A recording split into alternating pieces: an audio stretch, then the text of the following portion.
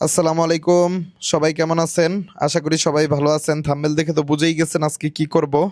তো সর্বপ্রথম ১৯ নাম্বার ডাল বা রেঞ্চ যেটা আছে সেটা দিয়েই নিচের ইঞ্জিনের ড্রেন নাটটা লুজ করব। ইঞ্জিনের ড্রেন নাটের সাইজ ১৯ নাম্বার। এখন এটা লুজ করার পরে নিচে একটা কিছু দিয়ে নেবেন যাতে ইঞ্জিন অয়েলটা ওখানে পড়ে। আর ইঞ্জিন অয়েল ড্রেন দেওয়ার আগে ইঞ্জিনটা ঠান্ডা করে নেবেন, কারণ গরম অবস্থায় ইঞ্জিন থেকে অয়েল ড্রেন দিলে ইঞ্জিনের ক্ষতি হয়। আর এটা যখন খুলবেন ড্রেন নাটের উপরে একটা ছাঁকুনি থাকে, সেটা ধরে রাখবেন একটু। আর এই সেই ছাঁকুনি, আর এই সেই ড্রেন নাট যার সাইজ ১৯ নাম্বার।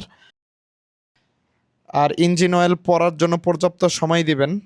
এখন অয়েল ফিল্টারের যে নাটগুলো আছে ৮ নাম্বার, এই ৮ নাম্বার দিয়ে নাটগুলো খুলে নিব।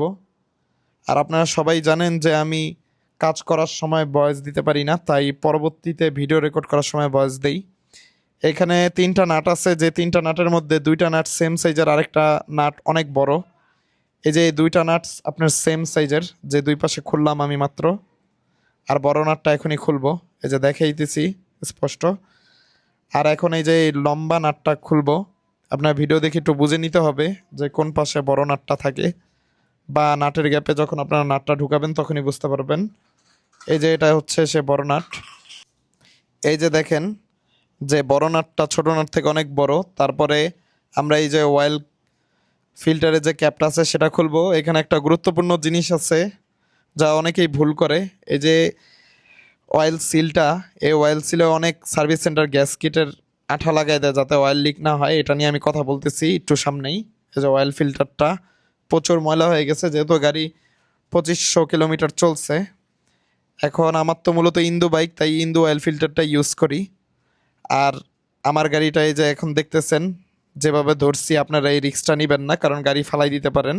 এখন ইঞ্জিন অয়েল যে জায়গা দিয়ে প্রবেশ করায় সে জায়গার ক্যাপটা আমি খুলে নিতেছি।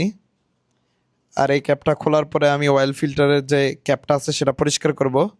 এই যে এটা ভালো করে মুছে নেবেন, কারণ এখানে আমি একটা নতুন অয়েল সিল লাগাবো। নাটগুলোও মুছে নিলাম।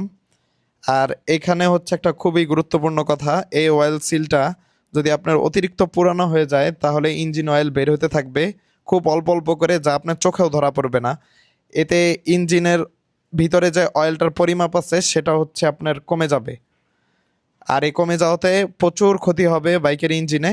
এখন এই যে নতুন অয়েল সিলটা ঠান্ডা মাথায় একটু মুছে সময় নিয়ে আপনারা লাগাবেন। এই যে আমি যেভাবে লাগাইতেছি এভাবে একটু সময় নিয়ে লাগাবেন যাতে কাজটা সূক্ষ্ম হয়। এই ইঞ্জিনের ক্যাপে, অয়েল ক্যাপের মধ্যে অনেক গ্যাপ আছে, যে গ্যাপে যদি গ্যাসকিটের কোনো আঠা লাগানো হয় বা অয়েল সিলের জায়গায় যদি কোনো গ্যাসকিট আঠা লাগানো হয় তাহলে এই গ্যাপগুলো জ্যাম করে। আর এতে ইঞ্জিনের খুবই সমস্যা হয়, কারণ এই ক্যাপের মধ্য দিয়ে ইঞ্জিন অয়েল ফিল্টারে প্রবেশ করে আর ফিল্টার থেকে বের হয়। তো এই যে আমার ইন্দু অয়েল ফিল্টার নাম্বার সহকারে এই অয়েল ফিল্টারটায় থাকে। ইন্দু হোক আর ইন্ডিয়ান হোক, এই অয়েল ফিল্টারের যে গ্যাপটা আছে এই গ্যাপটা উপর পাশে থাকবে আর সমান্তরালটা ভিতরের দিকে থাকবে। আর এই যে এখন আমরা অয়েল ক্যাপটা লাগাই দিব। আর এই বড় নাটটা তো আমি আগেই বলছিলাম যে জায়গায় লাগাইতে হয়।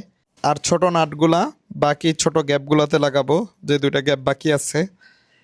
আর এই জায়গায় এমনভাবে আপনারা টাইট দিবেন, মানে এক পাশ টাইট দিয়ে নেবেন না, ৩টা নাট একটু একটু করে টাইট দিবেন যাতে একদম ফিক্সডভাবে বসে। কারণ এখানে একটা অয়েল সিলের ব্যাপার আছে, ১৯-২০ হইলে অয়েল লিক হবে। কারণ ওই অয়েল ফিল্টারের ভিতরে প্রচুর প্রেশার থাকে, কারণ এখান থেকে ইঞ্জিন অয়েলটা প্রবেশ করে অয়েল ফিল্টারে, তারপর আবার বের হয়। তো এটা সুন্দর মতন টাইট দিলাম। এখন হচ্ছে যে ড্রেন নাটটা আছে নিচের, ওই ড্রেন নাটটা পরিষ্কার করব ভালোভাবে। এই ড্রেন নাটেও একটা সিল আছে অয়েল সিলের মতন, ওই যে দেখতেছেন আপনারা। আর এই ছাঁকনিটাও ভালো করে মুছে নেবেন।